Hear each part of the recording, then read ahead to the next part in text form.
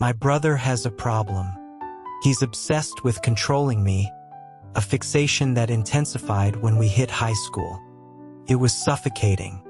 One Saturday, I stumbled home, the satisfying ache of a basketball game in my muscles. The sound of the front door closing was a summons. Julian emerged from the den instantly. His thin-framed glasses gave him a scholarly look that was completely at odds with the icy tone he used. He wanted to know where I had been and why my phone had gone unanswered for hours. I just didn't feel like picking up. I told him, my face a thundercloud. I had no patience for him. This kid, a genius in the classroom, had lost his own father young. When he and his mother, Sarah, moved in with us, he seamlessly became the family's golden child. At every holiday gathering, it was always Julian, that top of his class model student. I was the counterpoint, the screw-up with mediocre grades who was better with his fists than his textbooks. Julian's eyes narrowed at the gash on my cheekbone. He asked if I had been fighting again. I told him it was none of his business. He reached out to inspect the damage, but I recoiled, clicking my tongue in annoyance. His hand froze in midair for a beat before it clamped onto the back of my neck with surprising strength, forcing me to meet his gaze. He demanded I tell him what happened, the frustration clear in his eyes.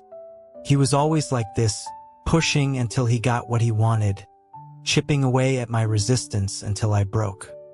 His thumb brushed against the cut, sending a sharp sting across my skin. I shoved him away, collapsing onto the living room sofa. The story tumbled out reluctantly. It had been about my childhood friend, Leo. Some guys were giving him a hard time at the courts, so I stepped in. A brawl ensued. Julian's expression soured at the mention of Leo's name. He had told me to stay away from him, hadn't he? I shot back, asking who he thought he was to tell me who my friends could be. His face hardened. He slammed the first aid kit onto the coffee table with such force that the contents rattled, then turned on his heel and stalked back to his room, too angry to even clean my wound. Fine, he asks, then gets pissed off at the answer. When Julian first came to live with us, he was a ghost, so silent I thought he might be mute. Then, at some point, he started shadowing me, a small, persistent presence I couldn't shake.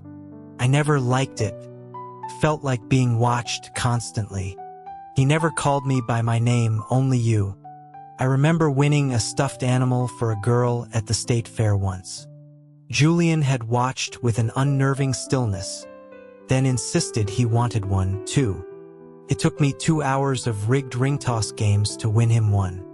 He took it with a blank expression, showing no sign of happiness. He was a pain. Now that he was older, he was a menace. Senior year winter break arrived. Everyone else was buried in SAT prep and college applications. I just needed to keep my grades from slipping, my path secured by an athletic scholarship. Leo, whose hair was a permanent riot of natural curls, invited me over for an all-night gaming session at his place. I knew it would be a late one, so I told my dad I wouldn't be home for dinner. That night, Julian called me over 30 times, running my battery down to nothing. I ignored everyone. It was nearly dawn when I finally crept back into the silent house. When I pushed open my bedroom door, I found Julian sitting on my bed in the pitch dark. I quipped that he was trying to be a ghost. He didn't react, his voice low and tight. He asked if I had spent the entire night with him. He never used Leo's name, a pointed discourtesy. I said I had. And had I deliberately ignored his calls? Yes, I admitted, telling him I had better things to do than answer to him and that he needed to back off. My patience was gone.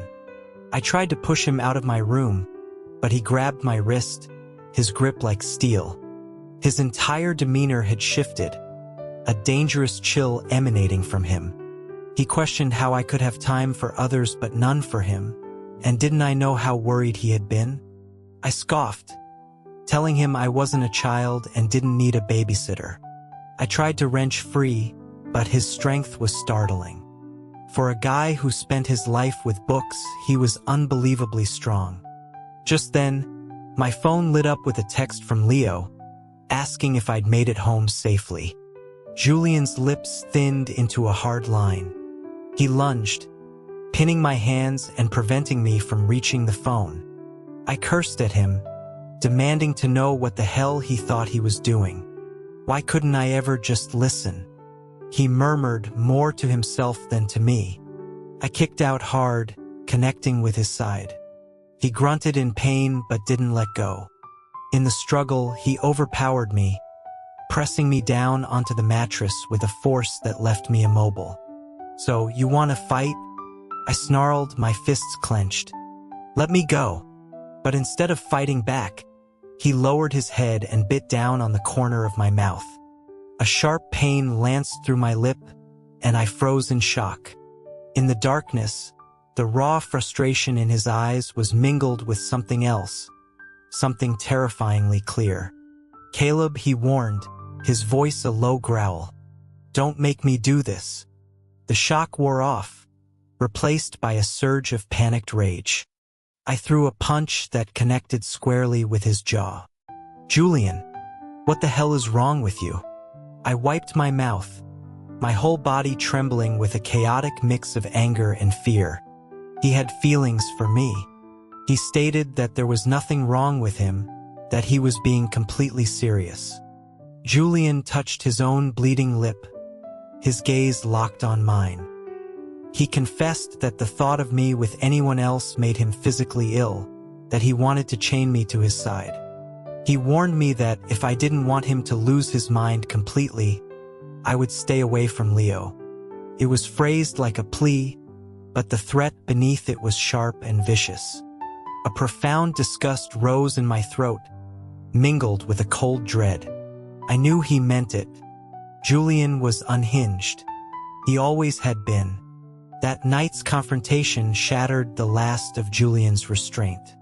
His obsession escalated. Every day after school, he would come to my room to do his homework, a charade for our parents' benefit. They thought he was tutoring me. In reality, he was monitoring me, ensuring I had no contact with the outside world. It was insane. One evening, Sarah knocked and brought in a tray of cookies and milk. As she left, she murmured to my dad about how wonderful it was that the boys were finally getting along so well. My dad agreed, praising Julian for being so responsible, helping his older brother despite being a year younger. I rolled my eyes internally. Julian was so perfect, maybe they should just give him our last name. My dad didn't seem to want me as a son anyway. My phone buzzed incessantly with notifications from the senior class group chat, everyone debating their dream schools. We had just had our final pep rally, and the guidance counselor wanted our final choices submitted. I hadn't filled mine out yet. Julian glanced at my blank form. He asked where I was thinking of applying. I didn't know. He suggested the state university right there in town, launching into a well-researched pitch about its strengths and weaknesses. He'd clearly done his homework.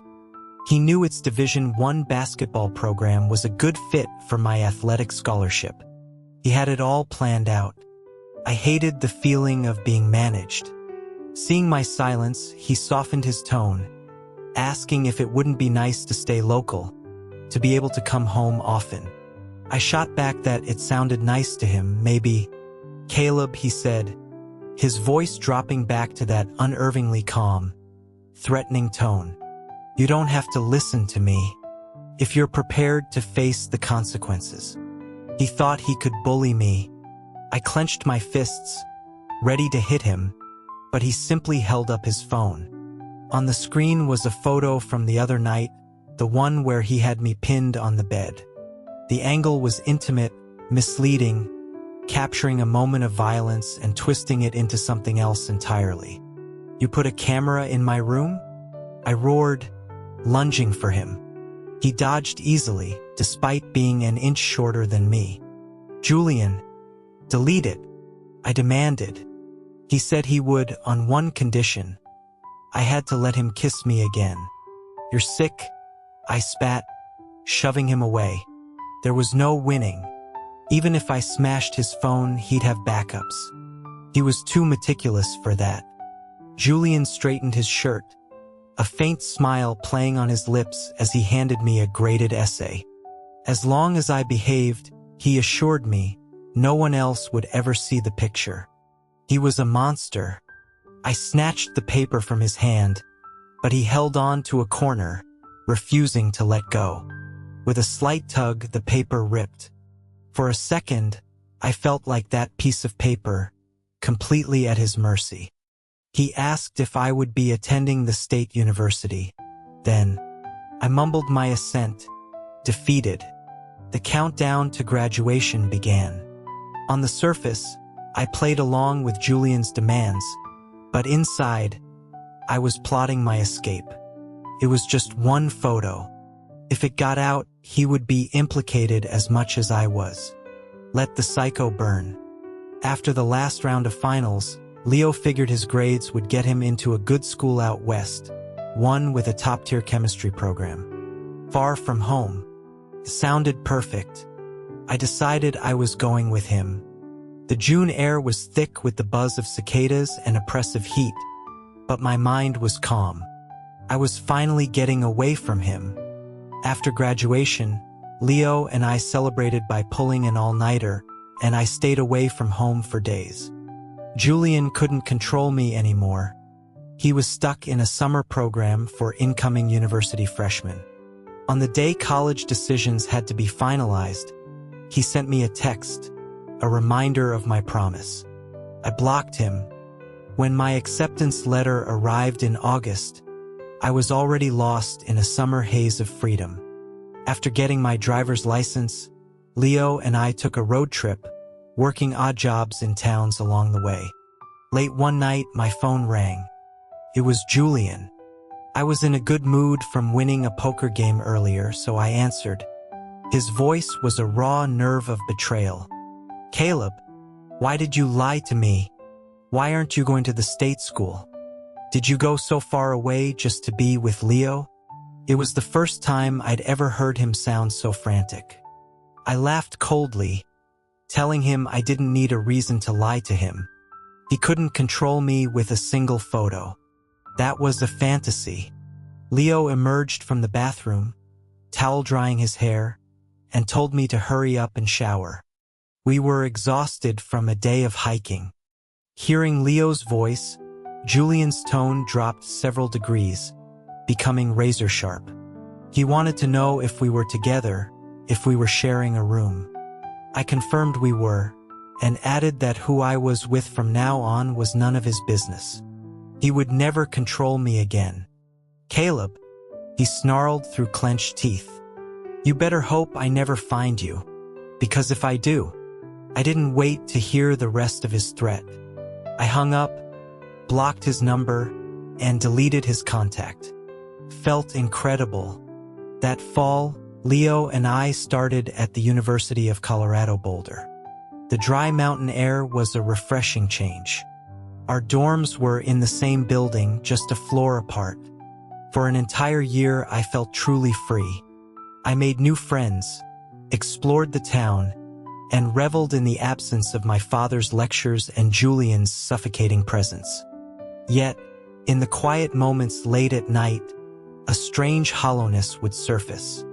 It felt as though no matter how many friends I made, a specific piece of my life was missing. Julian didn't contact me once that year. The next time I heard anything about him was at the start of my sophomore year. My dad called to tell me Julian was transferring to my university. I was stunned. It made no sense. His grades were Ivy League material. My dad explained that I had missed the drama while working my summer job. Julian had apparently flunked his AP Physics exam, a complete shock to everyone. But Boulder had offered him a spot in their honors program with a full scholarship, so he took it. My mind went blank. I didn't believe for a second that Julian, a physics prodigy, would fail that exam. It was a lie. My dad told me Julian would be arriving soon and asked me to show him around, help him get settled. I told him I was busy and hung up. My dad, furious, left a string of 60-second voicemails, which I ignored. I headed down to the dining hall to meet Leo. As I navigated through a crowd of freshmen, a hand clamped down on my arm. "Hey, can you help me with my bags?" I froze. It was Julian, standing beside a large suitcase and a ridiculously overstuffed backpack. He was smiling at me, a disarmingly innocent look that erased all the menacing paranoia of the past. For a moment, I hesitated, then sighed and grabbed the backpack. It was heavy, packed with all the things Sarah must have insisted he bring, just like she had for me. His dorm was on the 3rd floor, not far from Leo's. The room was empty. I dropped the bags, ready to make a quick exit. But as I turned, the door slammed shut, and a powerful force shoved me against it. Before I could react, he was on me, his mouth crashing against mine in a brutal, punishing kiss.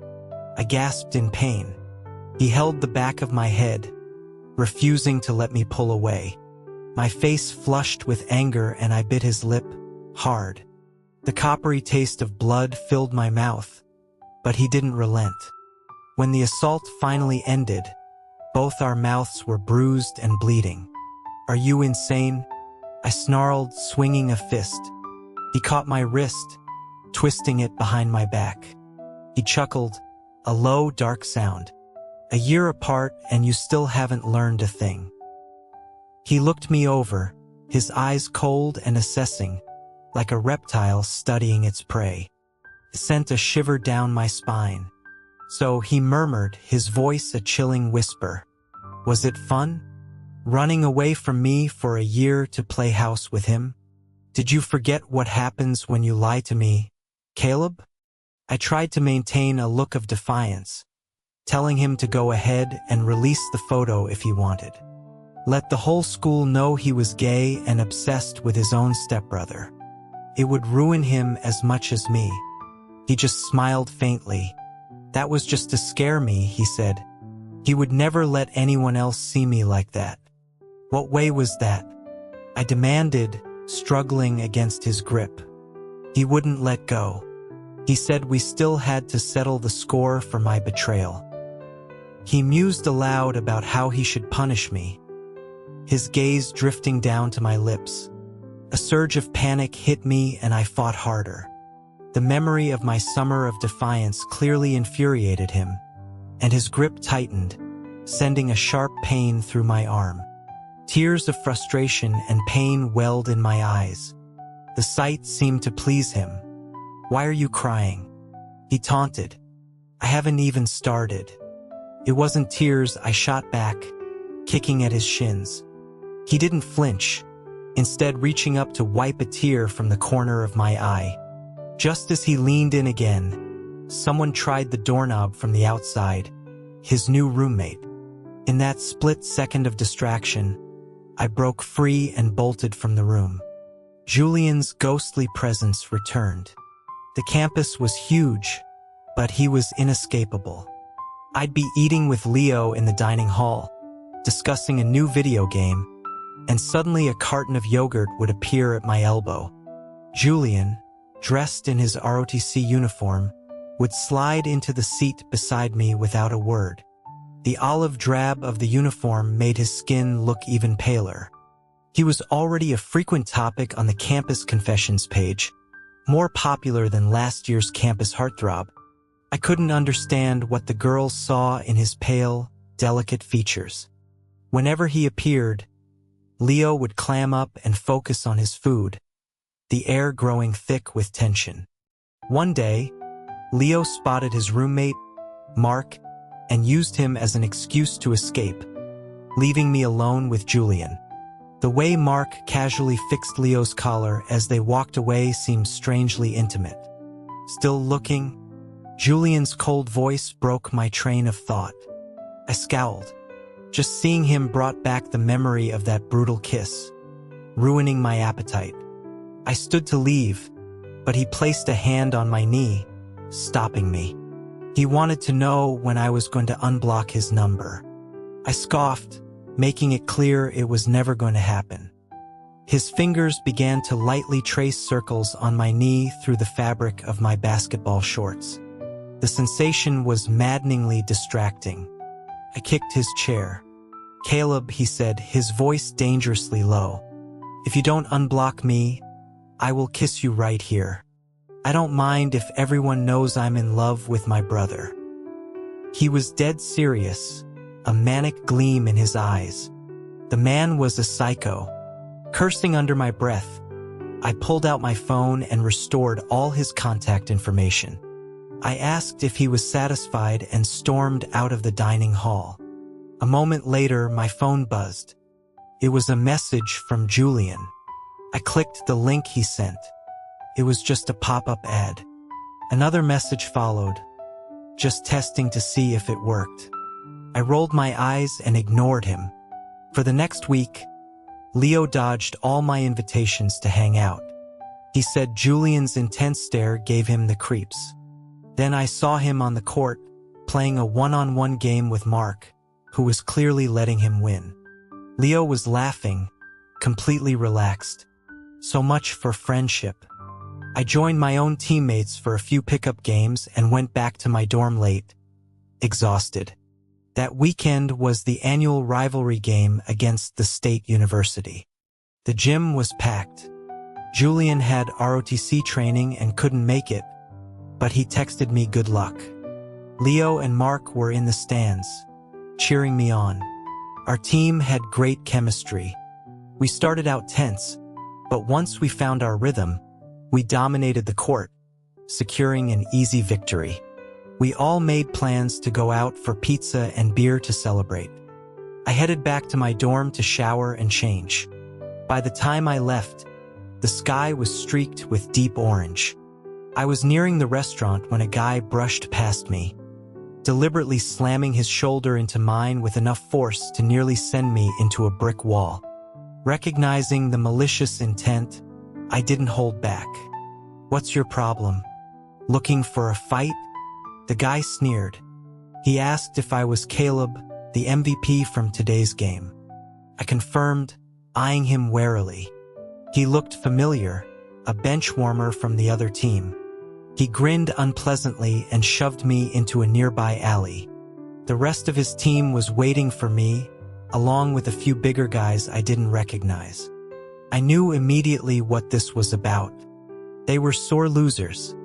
I made a show of rolling up my sleeves while my hand discreetly dialed my emergency contact in my pocket. Leo. It was an old habit between us. The team captain, a rich kid decked out in designer sportswear, smirked at me. "You had a lot of fun out there today, didn't you? Running up the score." I told him to cut the crap. I'd have more fun kicking his ass. That was all it took. They rushed me.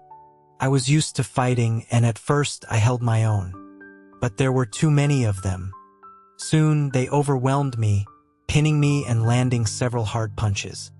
I tasted blood. As I looked for an opening to escape, the captain swung a metal pipe, hitting me squarely in the back, then again on my arm. A dull, spreading pain sapped my strength. "Not so tough now, are you?" He snarled, raising the pipe to bring it down on my hand, clearly intending to break it. Suddenly, a blur of motion exploded from the alley's entrance. A figure launched through the air, delivering a powerful kick that sent the captain flying. Julian stood over me, a protective shield.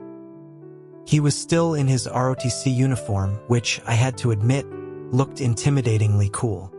Without his glasses, his face was a mask of cold fury. He glanced back, asking if I was okay. I shook my head, dazed. The others surged forward again, but Julian shielded me with his body, taking several blows himself. Even with his training, he was outnumbered. Just as it seemed we would both be beaten senseless, Leo arrived with campus security. The attackers scattered. My legs gave out and I slumped against the wall. "Caleb!" Julian caught me, hoisting me onto his back and sprinting towards the campus health center. As I drifted in and out of consciousness, a strange question floated through my mind. How had he gotten here before Leo? Through the haze of pain, I saw sweat dripping from his sharp jawline. His voice trembled as he told me to stay awake, that we were almost there. It had been a long time since my mother died, that anyone had been that afraid for me. At the clinic, Julian was a whirlwind of activity, dealing with nurses and doctors before returning to my side. His own face bruised and swollen. He just stood there, staring at me with an intensity that made me uncomfortable. I closed my eyes, feigning sleep. My heart was pounding in a strange rhythm. They must have knocked something loose in my head. I spent 3 days in the infirmary. Luckily, there were no broken bones, just deep bruises and contusions. The students who attacked me were identified and disciplined. The rich kid captain, I heard, was unfazed by the suspension and went out drinking to celebrate. Later that night, he was hit by a car in a hit and run. No one knew who did it. Karma.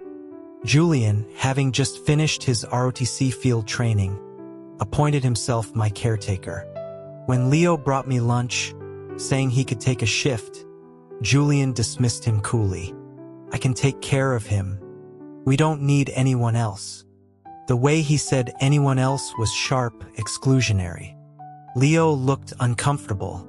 Julian opened a container and tried to feed me, but I snatched the fork from his hand. My arms weren't broken. I could feed myself. I ate through the dull ache in my arm, ignoring Julian's disapproving frown. He wordlessly started peeling an apple for me. Leo watched us, his expression a mixture of pity and confusion. He asked, his voice hesitant, if Julian ever called me by my name. I choked on my food. Julian answered for me. Sometimes. He placed the peeled apple in my hand, his fingers deliberately brushing against my palm. He gave me a look filled with hidden meaning, a silent reminder of the specific private moments when he would use my name. I quickly changed the subject, asking Leo about his classes.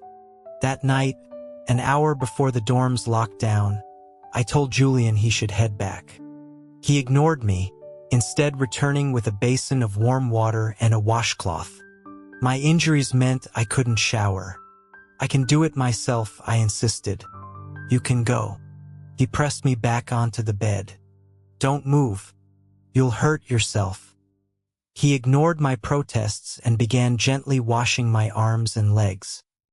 He had done this for the past few days, but it never stopped feeling intensely awkward, especially with the way his eyes followed the cloth's every movement. When he reached my thigh, I shot upright.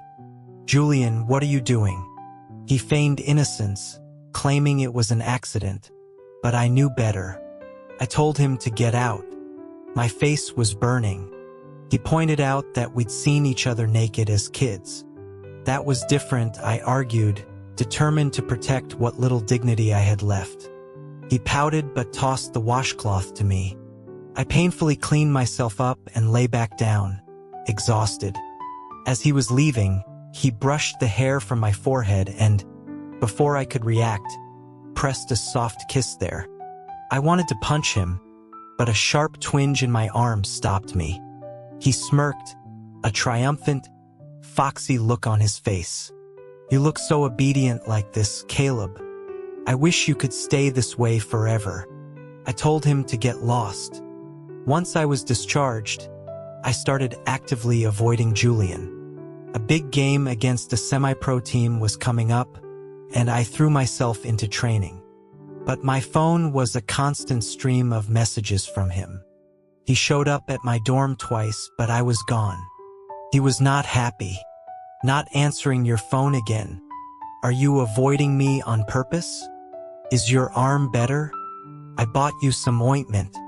An hour later, fine. Hide for the rest of your life. I read the messages blankly and muted his chat. It was too much. Training was exhausting enough without his drama. But the image of his worried face in the alley kept replaying in my mind. Even worse, I dreamt about him that night. A hazy, unsettling dream of him in the hospital, taking advantage of my injured state. His psychoness was contagious. The next day, I was in a foul mood. My teammates gave me a wide berth during drills. After practice, I decided to call Leo and treat him to a good meal, hoping to clear my head. But he called me first. What's up? Finally decide to call your old man? I asked. A panicked, unfamiliar voice answered. Hello? Is this Leo's friend? He's in trouble at a bar. Can you come get him? I told him to give me the address. I was on my way. I didn't even bother to change out of my sweaty practice clothes. The bar was a chaotic mess of neon lights and loud music. I found Leo slumped in a booth, his face flushed, clearly drunk, while a group of menacing-looking guys surrounded him. One of Leo's classmates explained that Leo had been in a bad mood and wanted to drink. When the other group tried to buy him around, he refused, and they got aggressive. The bouncers were watching but doing nothing, intimidated by the men's tattoos and expensive clothes. I approached calmly, trying to de-escalate. The leader, a beefy man with a thick gold chain, sneered at me. He said if I wanted to take my friend, I had to prove I was worth it. I asked what he wanted. He pointed to a line of 12 shot glasses on the table. Your friend doesn't want to drink with me. How about you do it instead? I agreed immediately. Starting a fight in a place like this was a stupid move for a college student. The man grinned. Drink up, college boy. I picked up the first glass. The liquor burned all the way down. Caleb. Leo mumbled my name, his voice thick. By the sixth shot, I was struggling. Drinking on an empty stomach was a terrible idea. My hand trembled as I reached for the seventh glass, but another hand stopped me. I turned, expecting Julian, and felt a bizarre pang of disappointment when I saw it was Mark, Leo's roommate. Don't drink anymore, Mark said, his face grim. I'll handle this.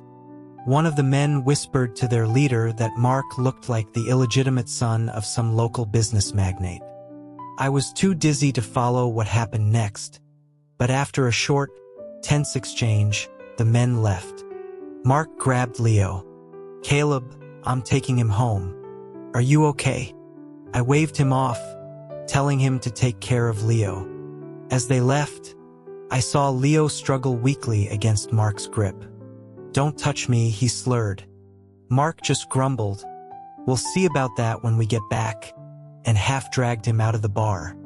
The cool night air did little to sober me up. Instead, a strange heat spread through my body, an itchy, crawling sensation under my skin. This wasn't just alcohol. My head throbbed. Had they put something in the drinks? As I fumbled for my phone to call a cab to the hospital, a hand steadied me.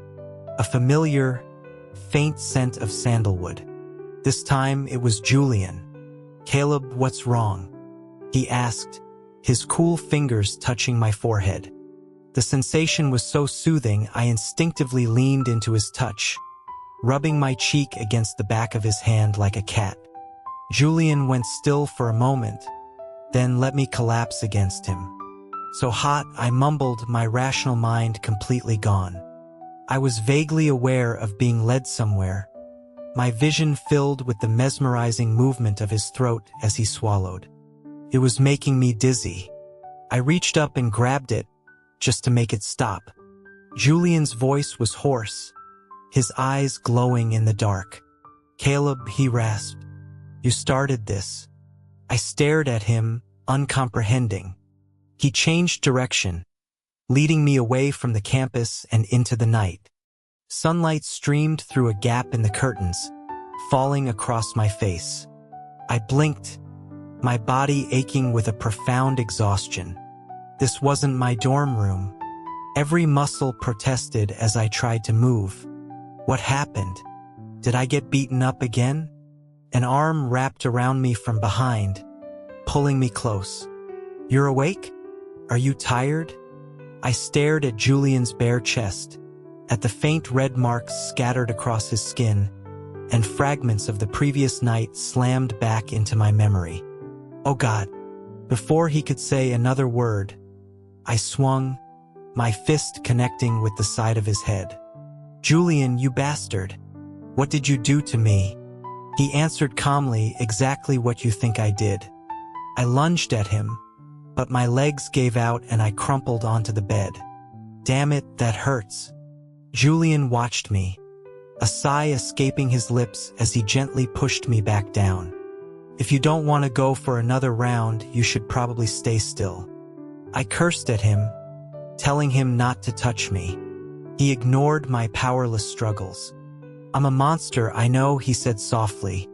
Are you hungry? I can go get us some breakfast. He patted my head like I was a dog, a disgustingly satisfied smile on his face. Get out. I snarled, pushing him away and limping to the bathroom. He ordered breakfast, but I had no appetite. He physically blocked the door, insisting I eat something. He sat unnervingly close, his eyes fixed on me. Caleb, why can't you look at me? Just seeing his face made me sick. I told him. It's okay, he said with a cheerful smile. I'll take responsibility for you. Who asked for that? I shouted, telling him there was nothing between us. He sighed dramatically. Such a liar. You were so eager last night. I should have recorded it. You're a pervert. I kicked his shin and stormed out of the hotel room. Back in the room, Julian casually picked up his phone and sent a text. Uncle Wei, thanks for yesterday. I owe you dinner. He then picked up the glass of milk I'd left behind and took a sip. Things were always better once he'd had a taste. I hobbled back to my dorm, feeling like my world was collapsing.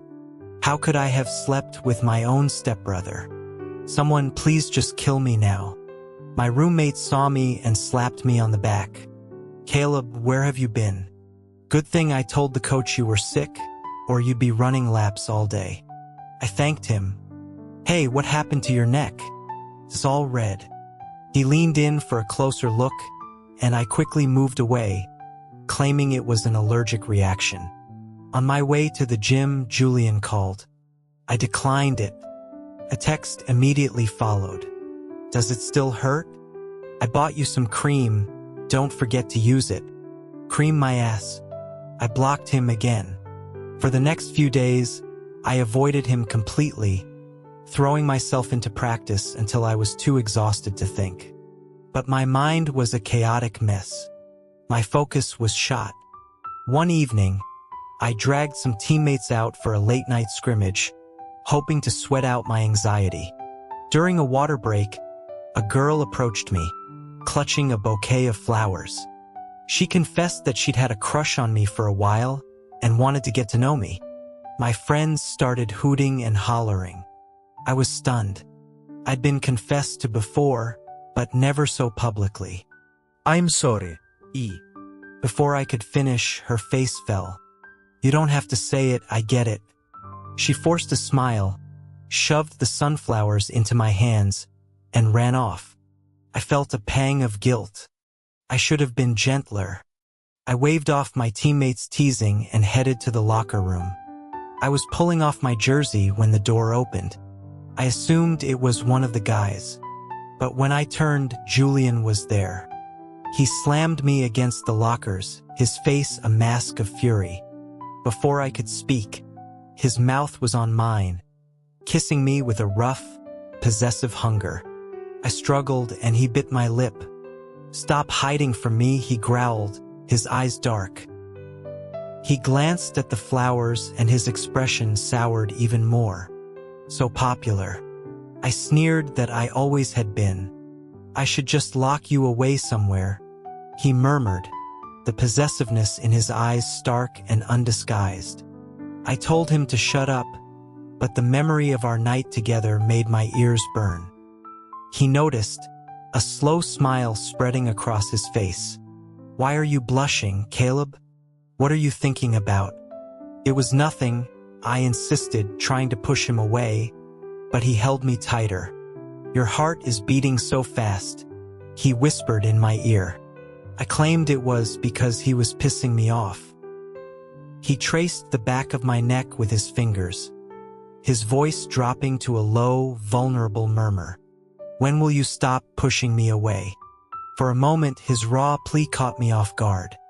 Just then, we heard footsteps and laughter outside. My teammates. Julian, let go. I hissed, horrified at the thought of them seeing us like this. He didn't move. Will you stop avoiding me? I wouldn't, I promised, just let me go.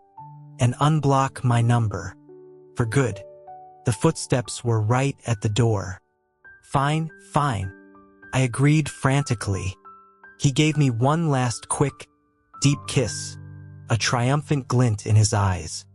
The moment the door opened, he stepped back, creating a respectable distance between us. When I finished changing and turned to leave with my teammates, Julian was gone. So were the sunflowers. He was back to shadowing me, bringing me food and water, stealing kisses whenever we were alone. No amount of fighting him off worked. But I slowly realized that I didn't mind it as much anymore. When he was around, that strange emptiness inside me disappeared. It was maddening. The championship game against the provincial team was the next day. The coach told us that a scout from the national team would be there. This was it, the ultimate goal for any athlete. That night, Julian only sent one text: rest well. Staring at the screen, I typed out a reply on impulse. Are you coming to the game tomorrow? He responded immediately. Do you want me to? I hesitated, then typed, just asking. He replied, I know. I'll be there. What did he know? I hadn't said anything. Annoyed, I tossed my phone aside and fell into a restless sleep. The gym was electric, the cheerleaders already whipping the crowd into a frenzy. In the locker room, I finished lacing up my sneakers and stood up. A searing pain shot through the sole of my foot. I ripped the shoe off. Someone had planted a thumbtack inside. Blood was already soaking into my sock. Who the hell would pull a stunt like this? Leo came in to wish me luck and saw me explaining the situation to the coach. The coach's face was grim. He told me to play the first half and see how it felt. He was giving me a chance and I wasn't going to waste it. Leo grabbed my arm, his face etched with worry. Caleb, don't push it. What if it gets worse? It's a small cut, I insisted. I'll be fine. On the court, I tried to play normally, but every jump and landing sent waves of pain through my foot. The other team noticed. We were down by 2 points at halftime. The coach asked if I could continue. I told him I had to. This game was too important to give up. As I looked up into the stands, I saw Julian in the front row. He met my gaze and gave a slight, confident smile. He said nothing, but his expression said everything. The second half was a brutal fight. My foot was a dead weight, slowing me down. During the final play, the captain called my name. I didn't have a clear shot. The best option was to pass. I sent the ball to him. He sank a perfect three-pointer. It was beautiful, but it wasn't enough. We lost by a single point. The coach was talking to the captain, and standing with them was the scout from the national team. I knew my chance was gone. My performance had been mediocre at best. Frustrated, I headed for the locker room. Leo ran up to me, panicked. Caleb, your brother is fighting with one of the backup players. You have to stop them. I ran towards the restrooms and found Julian pinning our team's reserve player to the floor, beating him relentlessly. Took several of us to pull them apart. "What are you doing?" I demanded. He spat that he had overheard the guy on the phone, bragging about putting the tack in my shoe. At that moment, our coach and the national scout walked in. The coach, mortified, dragged us all to his office. The reserve player, holding an ice pack to his face, was unrepentant. He said he was just as good as me, worked harder in practice, but never got a chance to play. It wasn't fair. The coach exploded, telling him he was off the team. My mind was reeling, but my last coherent thought was that Julian's hand was bleeding, and his glasses were cracked. The image of him fighting for me sent a tremor through my chest. After it was all over, I found Julian and Leo waiting for me outside.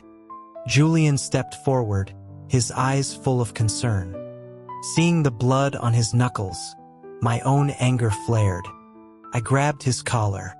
"Who told you to fight? You know that could get you kicked out of the honors program?" He just shrugged. "I can get in on my own." "You idiot," I started, but he cut me off by pulling me into a hug, stroking my hair as if to comfort me. "I know I was wrong," he murmured softly. "Is your foot okay?" He knew I was a sucker for when he acted vulnerable. The fight went out of me. As his familiar scent enveloped me, my heart began to race. Leo watched us with a strange, knowing look on his face. Julian's injuries were worse than he let on. He had deep bruises all over his torso. As the doctor treated his cuts, I couldn't watch. When I came back from paying the bill, he was sitting alone, looking like a lost puppy. I asked if he was hungry. He shook his head. "Caleb, it hurts. Can you hold me?" I told him to stop being dramatic and handed him his medication. He grabbed my hand, pulling me down into a hug. "Your eyes are red," he whispered. "Are you worried about me?" "Worried my ass," I retorted. "I should be yelling at you." "Then yell," he said, completely pliant. Couldn't. I took him back to his dorm to recover. My own foot was swollen, but I healed fast. For days, Julian called me constantly, whining for me to visit him. That night, I brought him dinner and a bag of grapes, his favorite. He looked at me with pathetic, pleading eyes. "My hand hurts. Can you feed me?" He knew exactly how to play me. With an exasperated sigh, I fed him his dinner. Then he wanted me to peel and feed him grapes. "Julian, don't push your luck." He clutched his hand dramatically. "Oh, the pain. It must be a lingering injury from the fight." I ground my teeth, peeled a grape, and shoved it towards his mouth. "Open." He bit down, his tongue deliberately flicking against my fingertips. I snatched my hand back. "Sweet," he said with a grin. I got up to leave, but he caught my wrist. "What now?" I demanded. "I want to kiss you." I warned him that if he tried anything, I'd put him back in the hospital. "I don't believe you," he said, and leaned in, his lips pressing against mine. I wanted to push him away, but I was afraid of hurting him more. He deepened the kiss, his fingers tangling in my hair. When he finally pulled away, I was breathless, my mind a complete mess. "Caleb," he said, his voice serious, "I want to be able to protect you properly. Can I?" I stared at him, confused. "Be my boyfriend," he said. "I don't ever want to be separated from you again." I could see my own shocked reflection in his intense gaze. My heart hammered against my ribs, threatening to break free. I was completely and utterly screwed. I didn't answer. His face fell, a flicker of genuine hurt in his eyes. "If you can't, I'll ask again some other time." The words tumbled out of my mouth before my brain could stop them. "You can." I froze. I hadn't meant to say it, but I couldn't stand the thought of seeing him look so defeated. Julian's eyes lit up, shining with a light so bright it felt like it could burn me. Really? You mean it? Panicked. No, he pulled me into a crushing hug. No takebacks. He held my face in his hands and kissed me again, long and deep. If his roommate hadn't walked in right then, I'm not sure he would have stopped. I was dating Julian. Felt surreal. I needed to talk to someone, so I invited Leo out for pizza. We sat in awkward silence for a while, until I finally confessed. So, I'm dating someone. Leo looked up from his slice. It started last week. It's Julian. Leo's eyes widened. He took a long drink of water. I asked if he had any questions. He shook his head. Actually, I'm dating someone too. My roommate, Mark. Now it was my turn to be shocked. We stared at each other, a silent understanding passing between us. Brothers in arms. It makes sense now, Leo mused. The way he always looked at you. I thought about him and Mark. So, with you guys, I asked tentatively, who's the, Leo blushed. We sort of take turns. My phone rang. It was Julian. His voice was cold. Who are you with? Just Leo, I told him. He asked how I knew he was out. Another guy? And you didn't tell me? I didn't think I needed to. You're my boyfriend now, Caleb. Checking in is basic relationship protocol. Right, I said next time. He was silent, so I hung up. After we paid, Leo and I walked out of the restaurant and ran right into Julian, who looked furious. Leo sensed the tension and made a quick exit. What are you doing here? I asked, trying for a friendly smile. What? Am I supposed to wait around for you to get cozy with someone else? I told him he was being ridiculous. It was just dinner. I don't care, he said firmly. Especially not without me knowing. He took my hand, lacing his fingers through mine in a clear gesture of ownership. He was so possessive. I told him Leo had a boyfriend, so he had nothing to worry about. Julian seemed to relax slightly. Then I asked him how he knew where I was. It was unsettling how he always managed to find me. He said it was a guess. I didn't buy it. You didn't put a tracker on me or something, did you? I asked, only half joking. He just looked at me. He didn't deny it. My smile vanished. You did? You're a psycho. Where is it? When did you do it? He told me to figure it out myself. I stopped walking and faced him, my voice serious. Tell me or we're breaking up. The warmth vanished from his eyes, replaced by a dangerous chill. Say that again. For a second, I wanted to stand my ground, but his icy glare made me back down. I switched tactics, my voice wheedling. I was kidding. But we're together now, you can't treat me like this. Get rid of it. He refused. He needed to know where I was at all times. On the way back, I couldn't stop thinking about it. He seemed to have a deep-seated fear of losing me. I asked him casually if he was afraid of not being able to find me. He admitted he was. I asked why. He reminded me of a time when we were kids, playing hide-and-seek at a huge public park. I had abandoned him there. I vaguely remembered it. I hadn't liked him then. I saw him as the person who had stolen my father's affection. He said he thought at first that I'd just forgotten him. But when he got home, he realized I'd left him on purpose. But even then, he still wanted to be with me. No one else played with him. Kids bullied him for not having a dad.